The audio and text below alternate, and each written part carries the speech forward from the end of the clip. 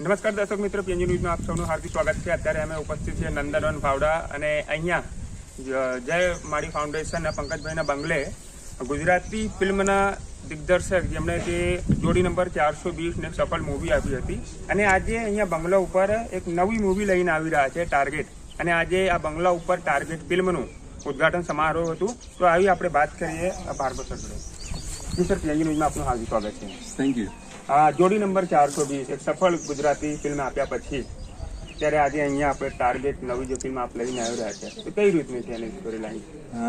એમાં બે મિત્રો છે જે ટપોરીગીરી કરતા હોય છે।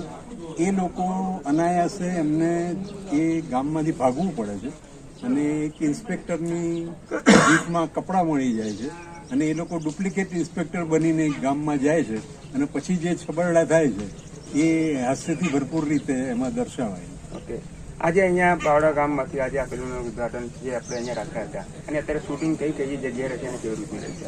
અહીંયા ભાવડાની અંદર અહીંયા જયમાળી પંકજભાઈ પંચાલ છે, એમના બંગલા ઉપર છે।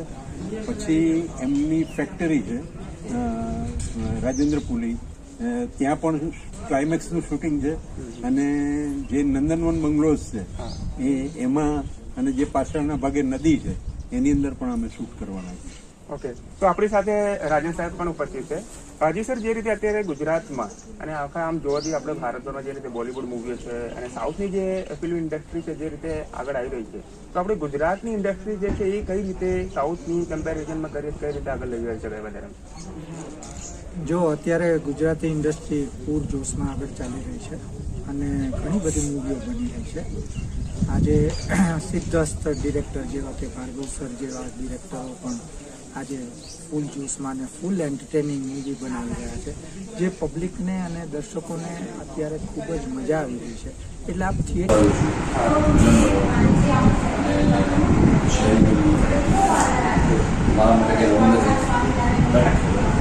કામ છે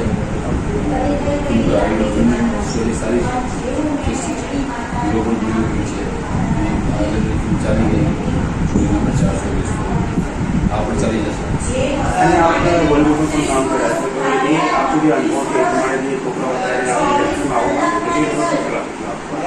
सोचना ये कि इंडस्ट्री में आने के लिए आपको बहुत मेहनत करनी है, आपको कैरेक्टर रीड करना है, कैरेक्टर के बारे में समझना है, कैरेक्टर समझने के बाद कैरेक्टर को डेवलप करना है, इनहेंस करना है, तो जाके लोग आज लोगों के पास बहुत सारे एक्टर्स नजर आते हैं, बहुत सारे अच्छे एक्टर्स लोग मेहनत करते हैं, हर पुस्तक कहानी में जुड़ जाते हैं, अपने तरफ से भी बहुत ही कुछ बदलाव लाते हैं। तो उनको इंडस्ट्री में ऐसा नहीं कि नहीं आ सकते मेहनत।